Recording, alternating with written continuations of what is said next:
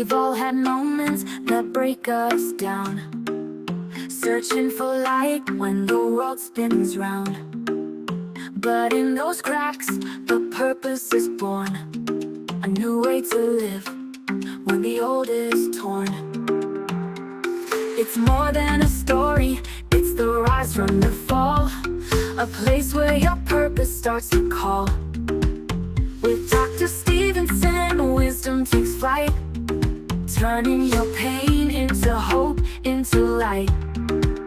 Collide with purpose, embrace the change. Every story's got a fire in its flame. Tune in, listen, find your way to take life's hardest hits and turn the page. In the podcast, the truth is found.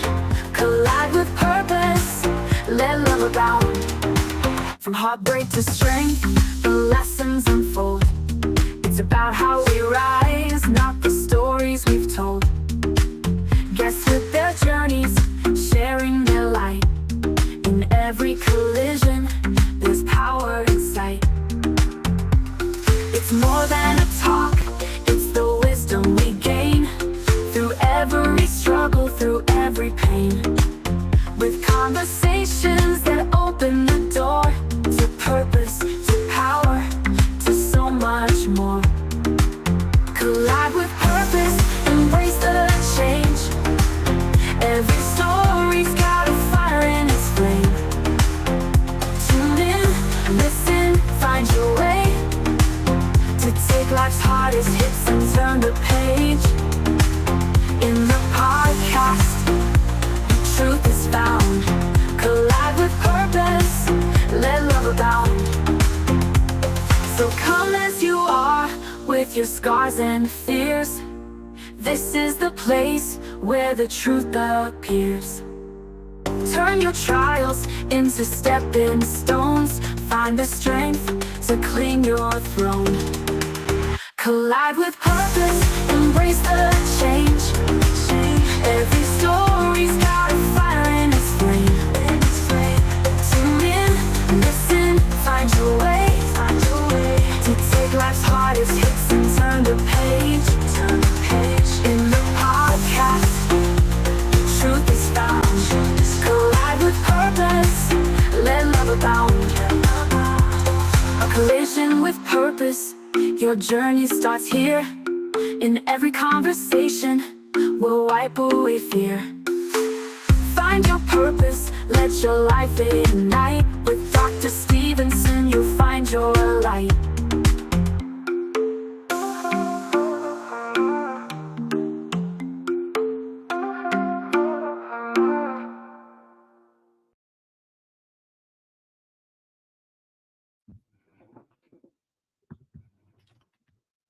Good evening, good morning, good afternoon, wherever you're watching from.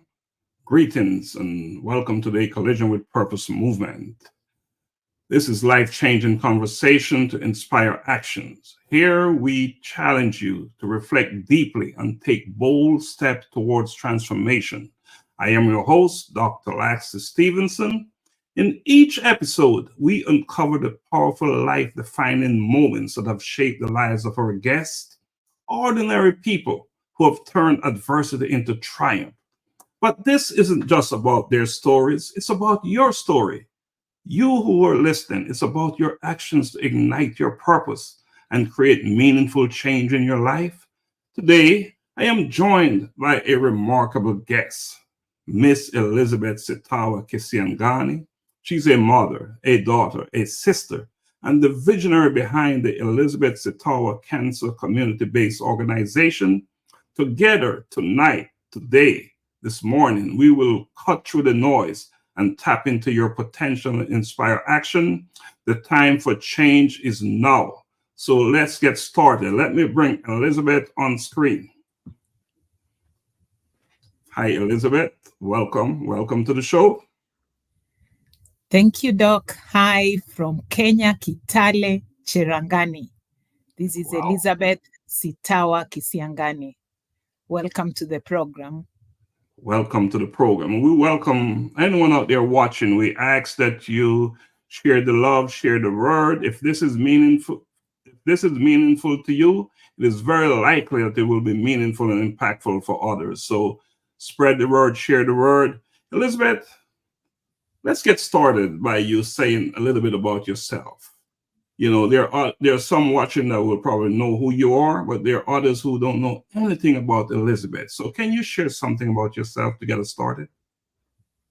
Yes, Elizabeth Sitawa Kisiangani is a mother of two, and a daughter to Mr. and Mrs. Robert Kisiangani, who are retired civil servants, currently farmers in Cherangani, Trans Nzoia County.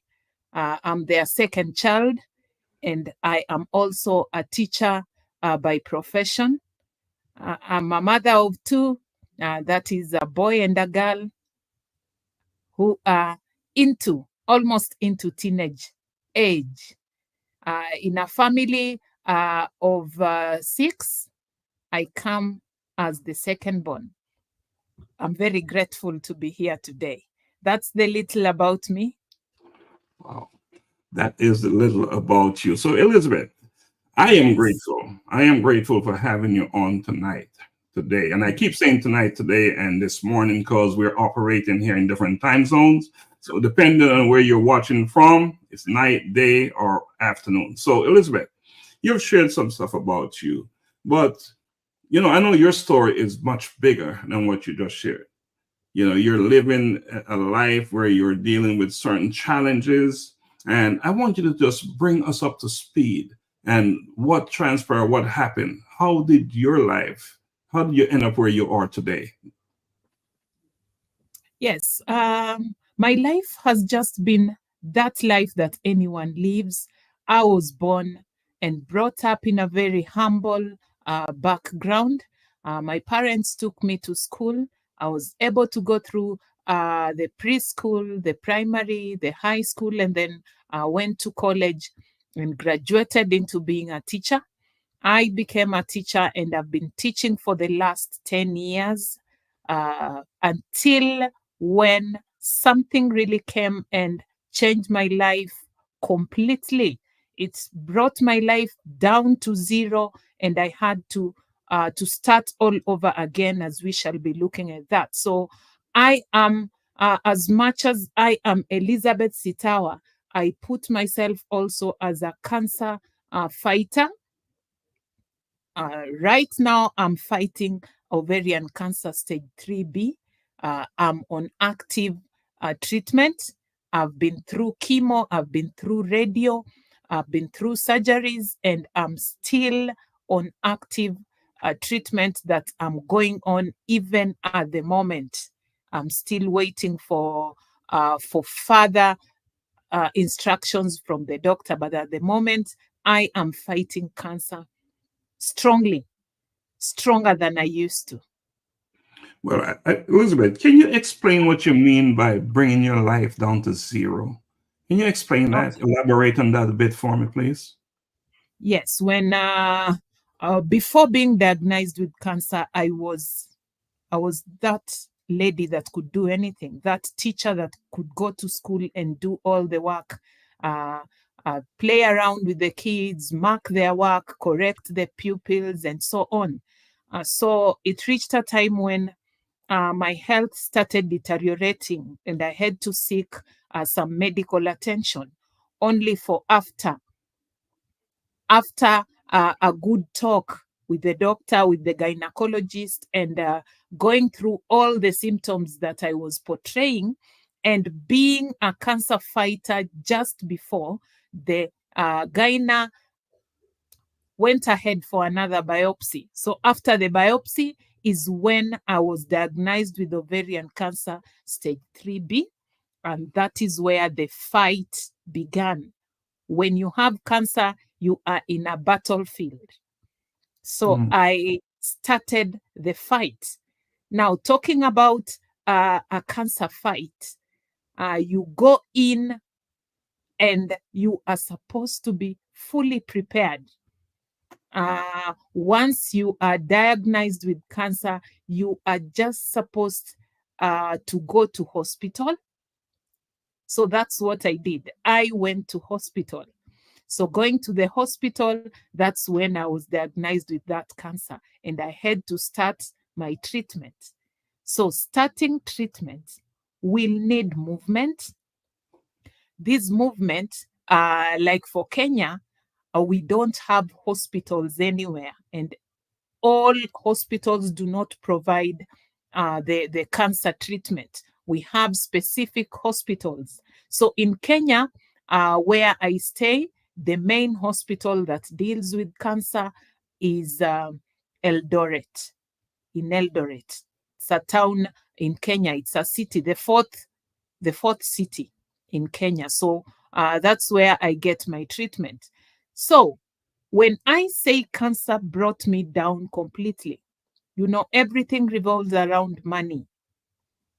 And I just came to learn that with the fighting of cancer, you need money. And that money was not there. I never had the money. I never had money just kept somewhere ready for the fight. That Elizabeth is going to have cancer, so this money is going to be used for that. No. So, So Elizabeth, because, yes. talk to me about that battlefield. I want to know more about this battlefield you talk about. You say fighting cancer is like akin to being on a battlefield. And, Yes. are you on that field by yourself? What's the support system like? What kind of support do you get from family, friends, strangers? What's that support system like while you're on that battlefield? Yes, in the battlefield, you need a lot. You will need the equipment, you'll need the weapons, you'll need everything. So these weapons have really been there for me, because after getting these diagnoses, I a bit went down and was not able to tell anybody what I was going through. And then after counseling, and then after a talk with a few friends who knew about what I was going through, they came up and told me, just go public about your status and people might come through, family and friends. And that's what I did. I went public about my status. And just when I went public, people who have been nursing many other people about this cancer really came through. I got support from all over the world. I'm not just talking about Kenya. I got support from all over the world. The whole world wants Elizabeth to be fine.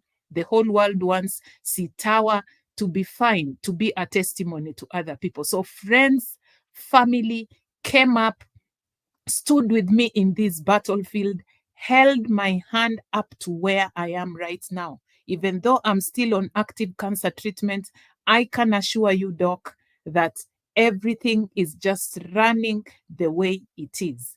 Now, God brought a lot of people. I can't name them all, but I can just signal out one latest that did everything. The one we are sharing the screen with. The one we are sharing the screen with, Dr. Laxley, and then Donna, and then friends. Now, the battlefield is a terrible time. You go in there, you can't do anything alone. And that is when it dawned on me that cancer cannot be managed by only one person. You'll have to go out for help. And that's what I did. I asked for help, and people came through. They talked to me. People talked to me. People came in all ways to help me. They held my hand in all, going to the hospital, getting a taxi for me to the hospital, coming back, because I was very, very down. I was down emotionally. I was down in health, physically, and everything. So I needed support all round. And people were there for me. And at the moment, I still have that very great support, friends talking to me every time. The support is very amazing in this battlefield. And that's what we are doing even at the moment. You know, as I listen to you to talk about the support on the battlefield, I have to wonder about other individuals who are fighting cancer in Kenya. Are they getting the same kind of support that you have garnered, that you've received? Not at all. Not at all. We have so many cancer patients. We have so many cancer patients in Kenya who are really undergoing a tough time. In fact, quite a number of them are in my inbox because I always post of how strong I am and so on and so forth. And then people come a lot and come through for me. Now, there are people who, even when they write something maybe on Facebook asking for help, I know the pain of just getting your phone and then asking for help from people. Now, you can imagine writing a post and no one comes through even for 50 shillings. And here is a person who needs to go for chemotherapy, and this chemotherapy is 30,000. Yet it's supposed to be maybe 2 days to that day, and nobody comes to support this person. You know, it reaches a time when our medical cover just covers maybe 3 sessions of your chemo. Yet you are supposed to go for 15 sessions. Where are you going to be getting 30,000 after every 3 weeks? No, So you get you talk about you was a teacher. You're still a teacher, just that you're not actively teaching. Are you still receiving a salary income from your teaching yes. profession? Yes. Now, being a public servant, a government employee, I think has been a very, it is an added advantage because I have 2 insurance covers. I have the NHIF, which at the moment it's being called SHA, and then I have what we call Minet. That's a cover mostly for the teachers. So it has really been helpful to me. And then the biggest challenge is here. These covers don't cover all the drugs that you are supposed to use Right. as you fight. So that is where my biggest problem has been. And then as we fight, this cover is not in all hospitals, especially the teacher's cover. And the teacher's cover is the one that gives out a lot of money when you visit a hospital. So this teacher's cover is not in some hospitals. For example, in the place I am, there's no hospital with such a cover which operates 24/7. So the nearest hospital that takes care of any emergency that comes, maybe at night, I'll have to pay that cash to be attended to. So I get my full salary just like other teachers because the government is aware that I'm fighting cancer. And this same salary has really helped me because as much as I am as much as I'm fighting cancer, I also have a son who has a medical condition and he is on drugs. And the drugs he is using are not covered. So I part with a good amount of money every day for his medication.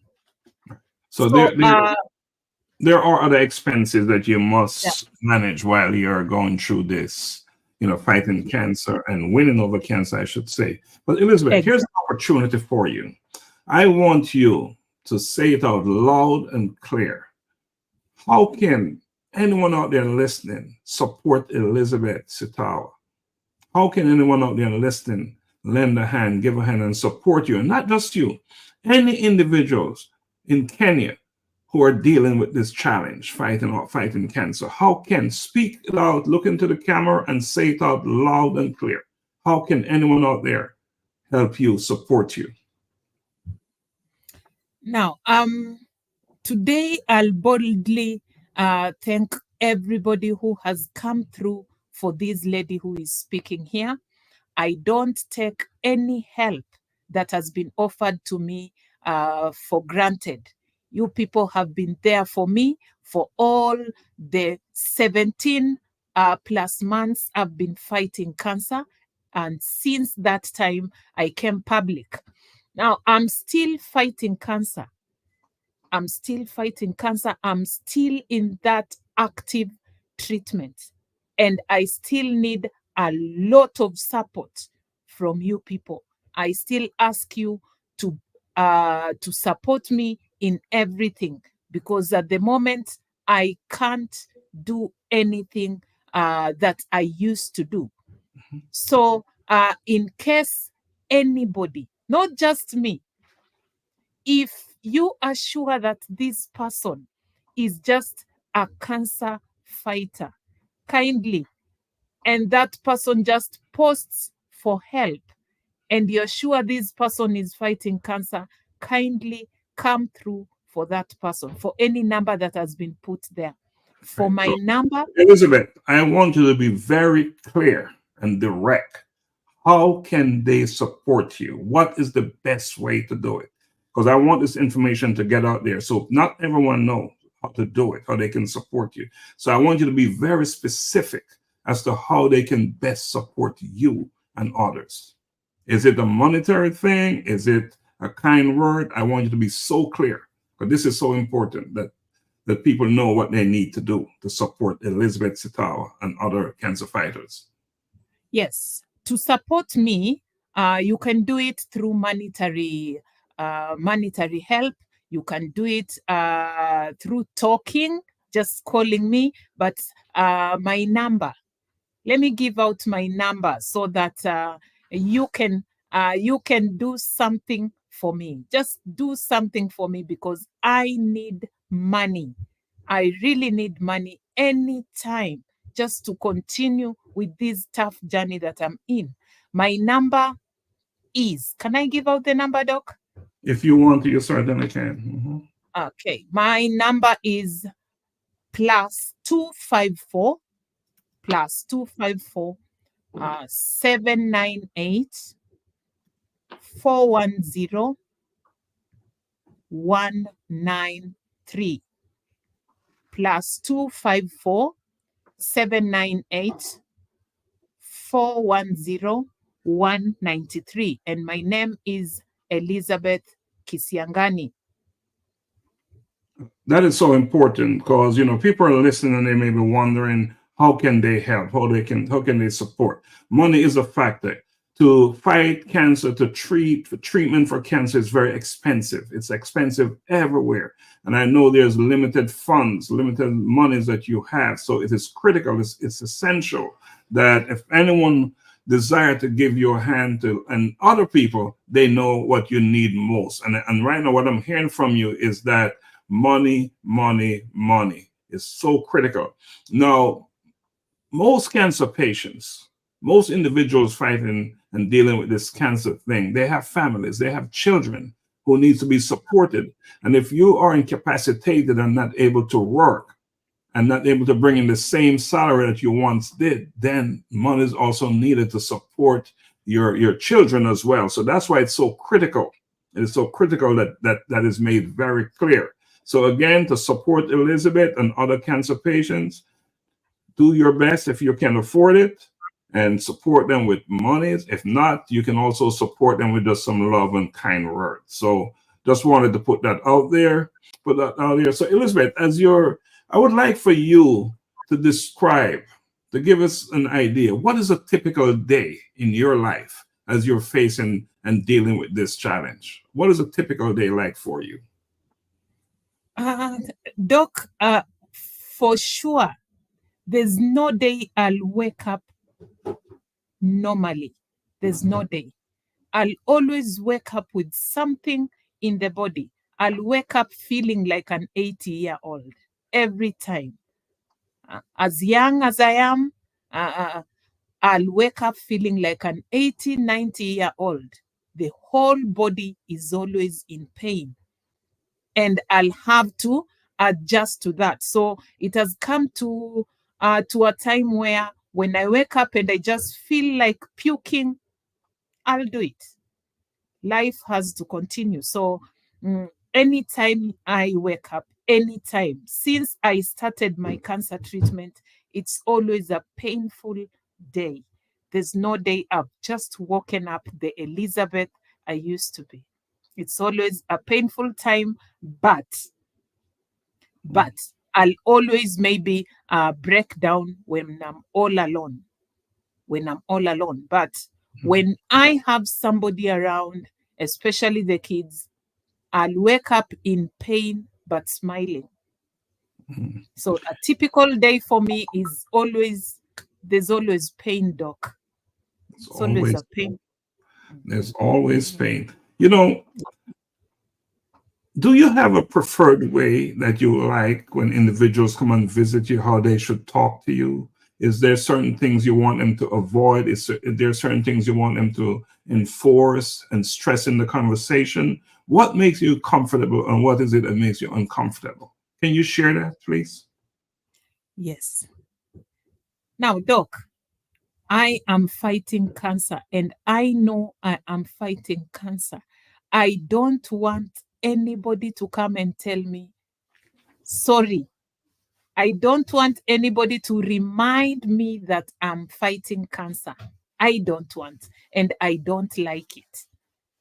When somebody comes to visit, I always like us to just talk about everything that is happening. Like right now in Kenya, we have this heated debate of impeaching our deputy president. Now that can be a very nice topic, and we laugh out so many other things. There are so many things we can talk about apart from cancer. So if a person visits me, the best he or she can do is just talk about everything and just be happy that I am there. We give me a hug and then let's laugh about any other thing. But unless I start telling you, because somebody will come and visit me and then really insist, how did you know that you have cancer? I hate that question. I don't like it. How did you know now? Should I start explaining? My experience is not the same as another person's. So this person coming, how did you know? How do you feel? How? No, just wait for me to tell you. Don't ask me those questions. They irritate. They really irritate me, and I just don't like those questions. I don't like. Don't remind me that I'm fighting cancer. It's just the worst moment. I don't want. So for you, it's more important to have a conversation about current events, what is happening. And of course, you are very much alive, you're living. And the only difference with you and the other person is that you're dealing with this thing that you will overcome. There's no doubt. However, you do not want to be reminded every single opportunity someone gets to tell you that. Your thing is about being positive, just continue to live and live and live as you do and get the most out of every single day. That's what I'm hearing from you. Is that correct? Exactly, Doc. Exactly. Awesome. And I think if you're out there watching us, listen, welcome to the show, and we really thank you for joining us. You're on Life-Changing Conversations, and my guest is Elizabeth Sitawa Kisiangani, a real powerhouse of a woman who's taken on this cancer thing, and is just doing an amazing job in maintaining her positivity and being an example for others, Elizabeth. And that's how I've observed and I've watched you, and that is what I'm seeing, an example, just a living embodiment of strength. And that's what I'm seeing here. So let's take a quick break, on-screen break, and I'm going to play a video about kindness. And I want everyone to watch this video and consider how you see yourself in this story of kindness and how you can be, be compassionate to yourself and to others. All right. Greetings, friends of the A Collision with Purpose movement. Welcome back to Daily Insights Unveiled. where we continue the journey to find purpose together. I am Dr. Laxley Stephenson. Today, let us reflect on kindness, not just as a fleeting act, but as a powerful force for change that begins with self. Self compassion is where kindness starts. It is easy to show kindness to others, but how often do we extend that same grace to ourselves? How do we speak to ourselves when we make mistakes? Do we offer words of encouragement, or are we our own hardest critics? Self compassion isn't about letting ourselves off the hook, it is about recognizing our humanity, embracing our flaws, and allowing room for growth. When we show compassion to ourselves, we create a deeper well of empathy that we can then share with others. If we cannot be kind to ourselves, can we truly be kind to others? Now think about the last time you did something kind for a stranger. A simple smile, a helping hand, or just a moment of your time can make a significant impact. But do we do these things regularly? Or only when it is convenient? Do we only help when it serves us? Or are we willing to extend our kindness even when there's nothing to gain? Now ask yourself, how can I be more intentional with my kindness today? What if every small act of generosity I give positively impacts someone? Let us challenge ourselves to practice kindness as a daily ritual, starting from within and radiating outward. Embrace the power of self-compassion and allow it to guide your interactions with others. In a world that sometimes feels disconnected, your kindness could be the glue that holds someone together. I leave you with this question. What can you do today to be kinder to yourself? And how can that self-compassion spark a moment of generosity toward others? Let kindness be the norm, not the exception. Until next time, on Daily Insights Unveiled, thank you and blessings always. Welcome back to the show, Elizabeth. It's all about kindness. And that's what we're talking about today. And you did something that is so big. And I want you to talk about it. I wanted to talk about the Elizabeth Sitawa Cancer community-based organization. I want you to talk about that. I want you to explain what that is. How did you get this vision, and why is this so important to you? Yes. And fighting cancer has really brought a lot of thoughts in my head, because I have seen people suffering from cancer and what they are going through. So it is in this spirit that I had this idea of starting something that is going to create an impact to the society. Now, I had that one in the head, but I wasn't sure if it was going to come really to play. I wasn't sure about it. So as we were talking with Dr. Laxley, we always have our talks. We always have our talks with Dr. Laxley and Donna. So this time, as we were talking, they came up with this idea. Elizabeth, why can't you start something that is going to create a difference in your county and your country to help these cancer people? And that is when now I came up with this idea of helping the cancer fighters, just to make sure that we strike out stigma that is killing a lot of cancer patients. And that is the reason why there is now the great birth of the big organization called the Elizabeth Sitawa Cancer Community-Based Organization in Kenya. It's coming up, and we are hopeful that it's going to impact a lot of change, and it's going to give hope to the cancer fighters, not just in my Trans Nzoia County, but in other counties of Kenya. So the Elizabeth Sitawa Cancer CBO is next into being. In fact, today I would have been receiving a certificate of it, but just because of 1-2 reasons, I'll have to wait for a day or two, because tomorrow in Kenya is a public holiday.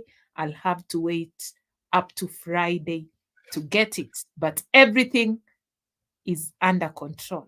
And Let's dig deeper in a more specific way about the CBO. And first, I want you to talk to me about stigma. I often hear you say fighting stigma. What kind of stigmas are we fighting? Can you explain, can you articulate about that so we understand now, what stigma means? Doc, in Kenya, and I think not just in Kenya, once you've been diagnosed with cancer, people will say this is witchcraft. People will definitely know that you're going to die. And then people are going to give you all types of diseases. They will say, this one is HIV positive. I passed through that. This one was, she did something to somebody and this person was not very happy, and that's why she's going through this and this. So there are a lot of myths that people will just bring because you've been diagnosed with cancer, and people will not take you to the hospital. Like just the other day, I was telling you about this man I helped the other time during my birthday. The man passed on just the other day. And every time this man used to call me and tell me, today I have no food. So I would have these 100 shillings and send him to him. And every time I would do that to this person. Now, this is only one person, Doc. A person whose children have even neglected him, not even paying the NHIF for him. I had to do that so that he goes for the whole year. And he just passed on. He passed on because I'm the one who used to talk to her through phone. And because of the distance, I couldn't get to him.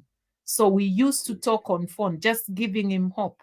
But now that I wasn't there to make sure maybe he eats well and he's talked to, this man just passed on a very painful death because of the cancer he had. Yet he has only gone for one chemotherapy. So stigma is really in the society, and it is killing a lot of cancer patients, the stigma part.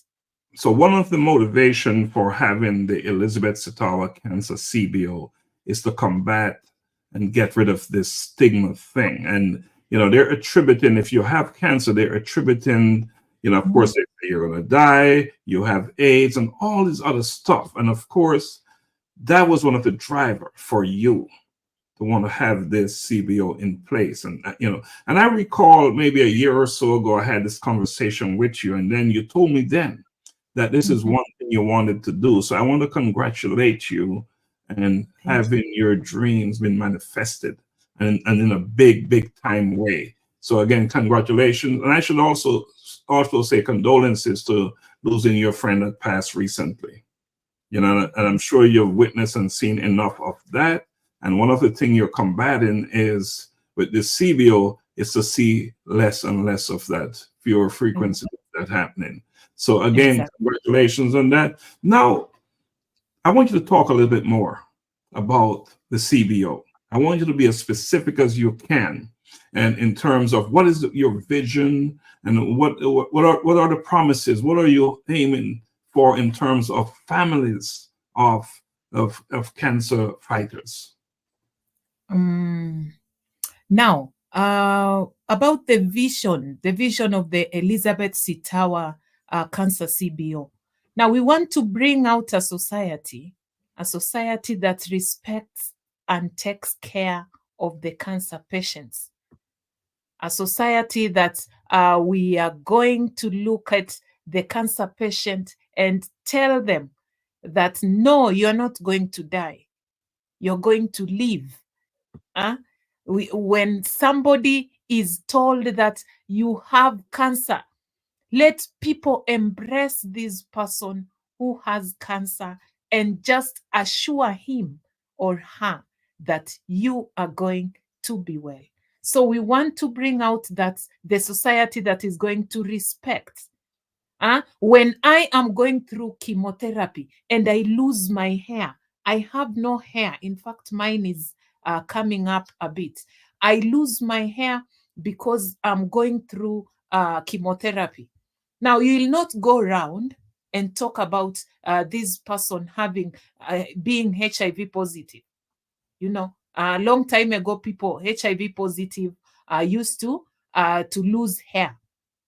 So nowadays, somebody looks at you and just concludes that you are HIV positive. So we don't want that society. We want the society where this society is going to respect and just take care of the cancer fighters and the cancer patients. That's what we want. Absolutely, absolutely. I see we have a number of people watching the show, and we welcome them. It's so many names. We have the Honorable Lenny Kasaya Saita, and he is the chairman of the CBO. So welcome, Honorable Lenny. Appreciate you coming on. We have Elder Joan Randall. We have, let me make sure, Gladys, I hope I say it right. I just say Gladys. We have Jacqueline. We have Donna, the CFO of A Collision with Purpose, and so many more. And I appreciate you coming on. I welcome you, and I ask that you share and spread the word. Now, the CBO is a membership type organization. So I want you to explain what that means.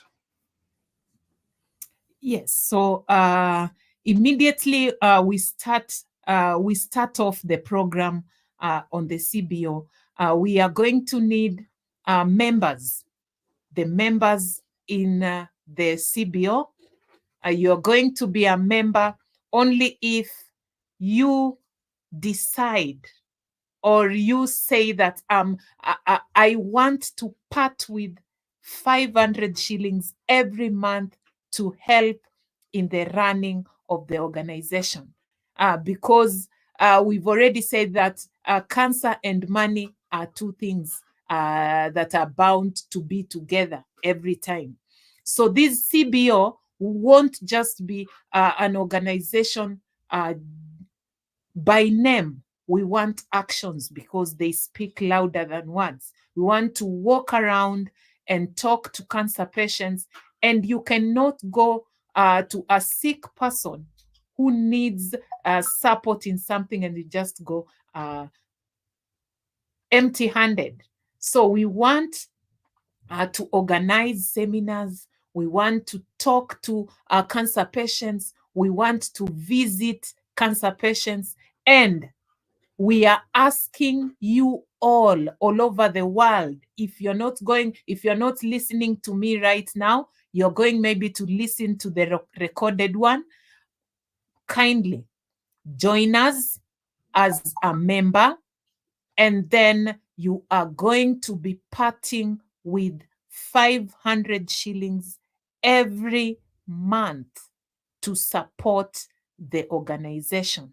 The organization is already well set with the chairman, the vice, the secretary, the treasurer, the trustees, and everybody. We already have those people in place, and we are looking forward to kicking off activities that are going to benefit the society.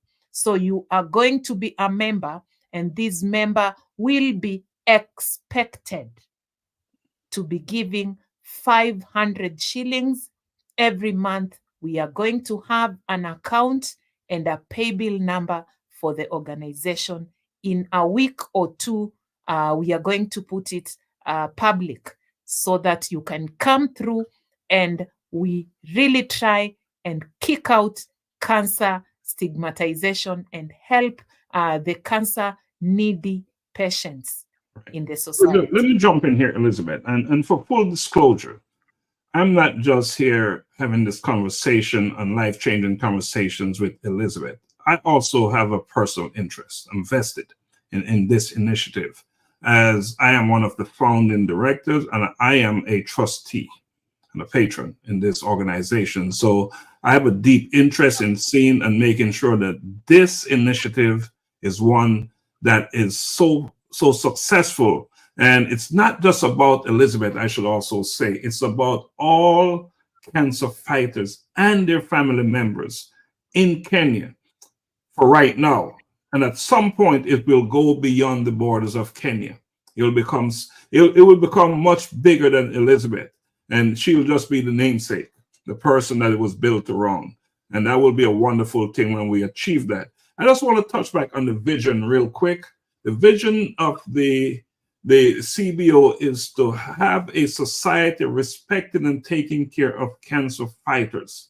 And the mission is to mobilize human, financial, and material resources for societal relief and empowerment. And so, as you hear from that, the vision is a powerful one. It's huge. But when we think about a vision and a mission, we think about impact.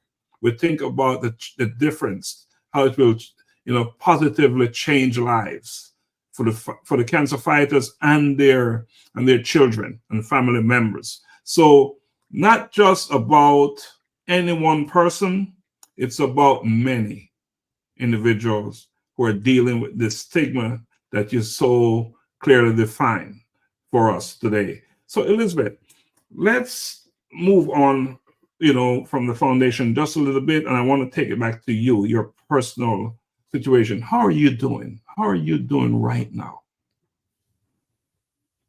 Yes, thank you, Doc.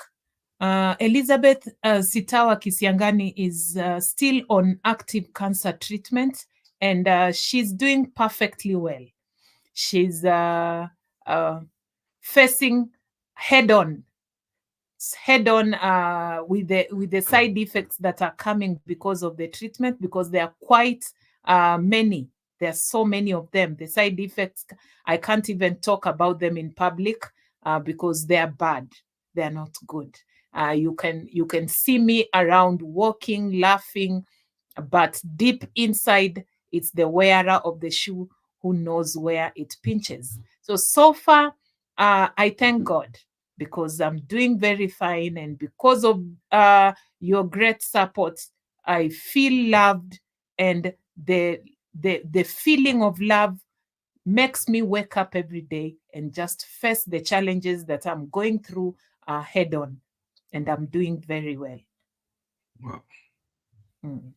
So the last time I went for treatment, I was put on some new medication. So I started a new cancer treatment, which is going to take a month before I go for further checkup and further advice from the doctor, which is end of this month. But so far, the drugs have really hit me. They have really hit me. Last week, I was in hospital for 4 days. They have hit me, but I'm also facing them head on, and I'm doing very, very well, doing exercises, eating, and doing everything in a very, very strong way, and with love. Wow. And prior to going to and having that scan, you was receiving treatment. You was receiving. How important it is, and how important that trip to Nairobi to get that scan was. Yeah, it was very, very important, Doc, because I was able to face very, very new faces. And just before I go on, I can say this. I think for cancer fighters, don't just stick to one oncologist or one doctor. I think you're supposed to get views from different doctors, and then just go for scans here and there to just be very sure of what you're going through. But the visit or the journey to Nairobi, and just getting to know how I'm doing, created a whole lot of difference in me. I now knew what was the problem specifically I was going about, and now I'm facing it right in front of me. I'm doing it just the way it's supposed to be. The Nairobi one, Okay. I think it's just the last one to getting to the recovery end. So And the point that I want to drive home with you going to Nairobi, is it possible that there are many individuals outside of Nairobi who are receiving treatment but are not treated appropriately because they have not been scanned? Could that be the case? very, very true. Very, very true. We might yes be having that cancer, but there's somebody somewhere who, first of all, is not receiving. Now, let me say that a cancer patient needs love, needs care, needs support. Now, there was something I was missing, because while in Nairobi, I was put somewhere and talked to doc. And this talking was so professional, so touching. And by the time I left there, yes, I shed tears, but these tears really cleansed my heart, and I just felt so good and ready to face that journey the fourth time. I can say I'm in the fourth line of treatment, because I've treated cancer the first time, second time, third time, and then this recently is the fourth line of treatment. And I can say this fourth line, I think I'm overcoming now. I'll come out very strong, because the support is overwhelming. Right now, we have a group of doctors, and we have a Google Meet, Meet every Sunday. We talk.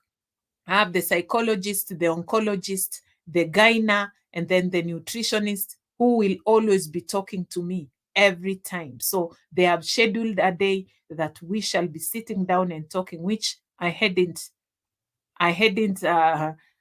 experienced. So this one now is that journey that I'm just happy about. And that's awesome. That support is exactly what you need. But one of the things I really want to drive home here is the scan, the significance of having that scan, so they know exactly what is going on with you, inside of you. And, exactly. And is it a requirement that you must go to Nairobi to get the scan? Yeah, PET scan in Kenya is only in Nairobi. Okay, so my point is, what is the likelihood, that there are so many individuals outside of Nairobi who have been treated but not treated appropriately? So what can you say to them about the need and the significance, the importance of getting that scan, finding their way, making their way to Nairobi to be scanned? What can you? I want you to look in the camera and talk to those cancer fighters who are not been scanned. Yeah, to the cancer fighters, kindly, because we have cancer. We cannot deny that fact.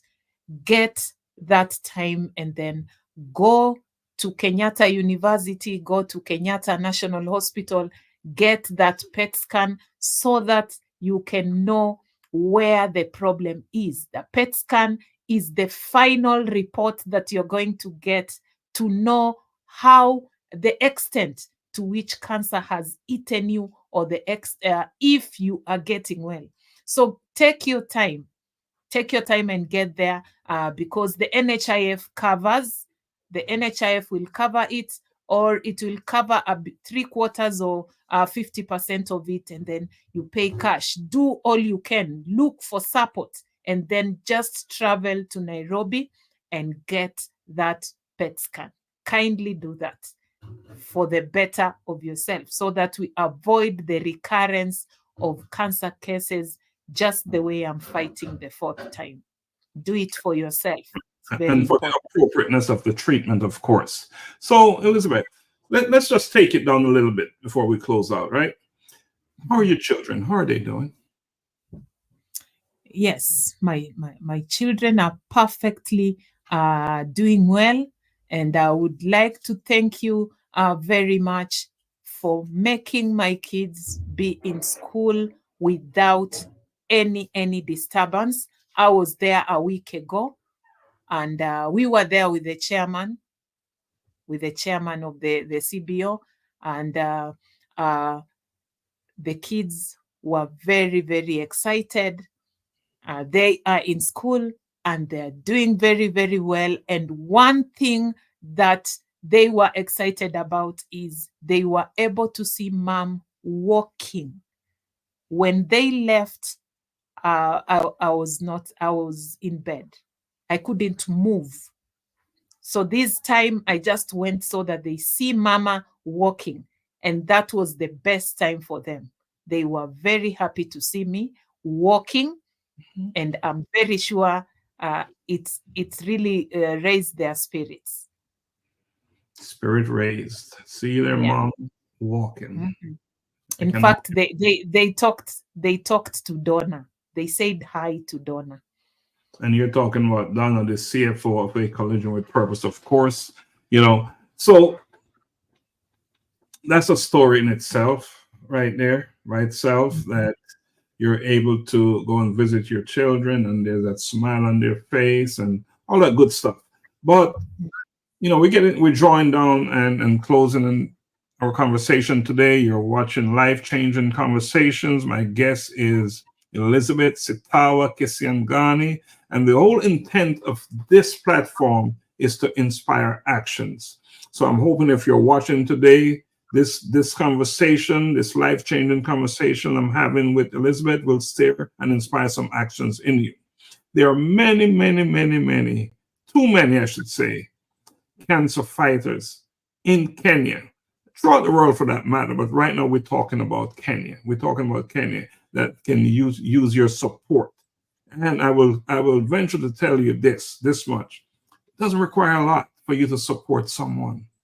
So think about that as we're wrapping up our program today, and see where you can find your place in this movement to get rid of the stigma that Elizabeth shared with us. So Elizabeth, before we close, here's the opportunity for you to add anything else that you didn't get a chance to say, or just to say whatever is on your mind.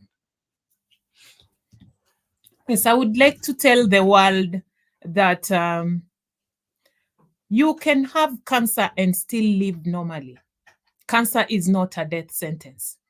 And all cancer fighters just need love and support. They need you to tell them that you are living. You're not going to die. There is this one lady who gives me a lot of hope. And anytime I'm on TikTok, I check on her. There's this lady called Candid Diana. Now, she went through a double mastectomy, something like that, where both breasts were removed. Now, this lady, anytime I just watch her, I always tell myself now, what else do I need for inspiration? This lady really encourages me to fight and fight and fight. So cancer is not a death sentence. Let's love the cancer fighters. Let's give them hope. And let's not make them feel lesser of a human being. When we get to hospital, treat us. For me, my doctor told me, when you get to the hospital, you find so many people, just get to the reception and tell them you're fighting cancer. They will do the everything very fast. And I did that recently in Nairobi. I was attended to in the twinkling of an eye. So let's treat cancer patients with love. Let's provide for them. Just love a cancer patient, and this person will live long, not because of the treatment, but because of the love that he or she is receiving. Stress brings a lot of deaths. That stigma I'm talking about brings a lot of death. So let's stop stigma. Let's take care of the cancer patients. When somebody has been diagnosed with cancer, take that person to hospital. Don't start the way I started. I started by going to the herbals. Don't go to the herbal clinic. Get to the hospital, get treated, and then eat well and pray. Just have faith that God is going to come through and He's going to help you fight this disease. And as also we start the Elizabeth Sitawa Cancer CBO, I ask all of you to come through in whichever way, not just the 500 shillings. You can give anything that you have towards the supporting of the organization so that we reach so many cancer patients, and you're going to witness a very, very big impact on the cancer fighters, both men, women, and the children who have been affected by this very, very bad menace that is dreaded all over the world. Well said, well said. And just to add some clarity, the minimum membership fee is 500 shillings per month. Now, of course, we welcome more than that, but that is the minimum to remain in good standing in the CBO, because we have rules, we have standards, we have protocols, and to become a member, we vet each member. We don't expect everyone to join, and we have certain standards because this is serious business. This is serious business. This is about life. This is about living. This is about taking care of people who need to be taken care of. You know, the patient, the fighter, and their family members. So we, you know, if you're in the United States and you want to join, I am the contact person here, myself and Donna. You can get us through A Collision with Purpose. One thing I will say, A Collision with Purpose will, all the business that we're doing, proceeds from everything that we do, money's made, will go towards the Elizabeth Sitawa Cancer CBO. So we are fully committed. We're in as far as we can be into anything we're in. So if, again, membership minimum is 500 shillings. Let me say that right. Let me not say dollars. 500 shillings per month. And that's probably what, $3 and something in $3 and something. So $100 will cover your membership for a year. Now we're looking for members. We need members. We also have a Facebook group, the same name as Elizabeth Sitawa Cancer CBO. Join the Facebook group. That is where we will disseminate information. That's where we'll get the word out on the CBO. You know, I want to commend a few individuals. First of all, let me talk about the Honorable Lenny Soita. He has taken this thing like he owns it. Like he's personalized it, and he's got us to where we are. So Lenny, if you're watching, thank you, and just continue to support the foundation. Or just continue. We appreciate you for that. Donna Thompson, the CFO for A Collision with Purpose.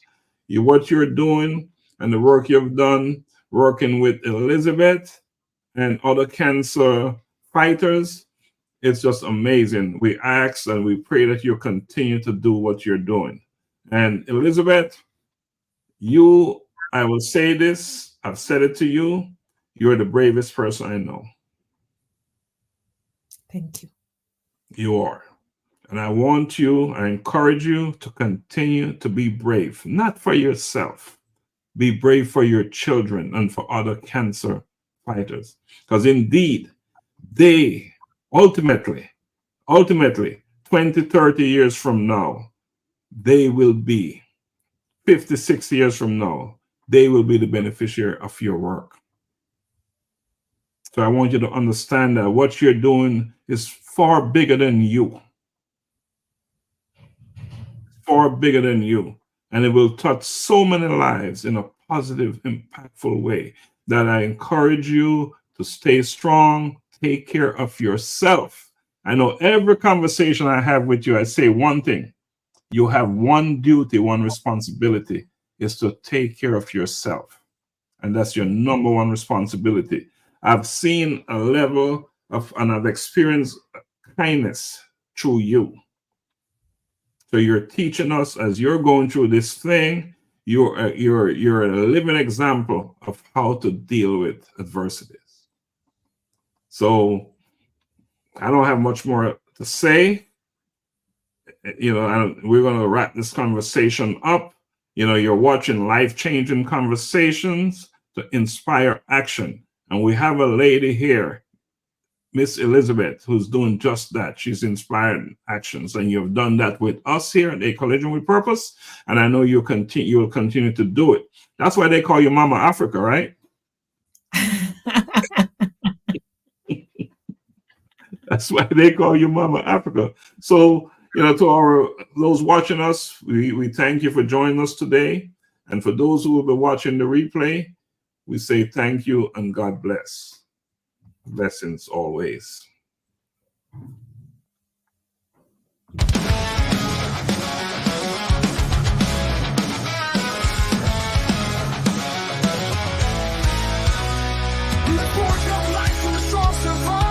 A trail is written of hearts that strive. Through fire and flame, they find their way, becoming iron where courage holds sway. Becoming iron, with hearts forged in fire. Tales of courage and conviction rising even higher. Displaying strength in the fiercest fight. Becoming iron, shining in the night.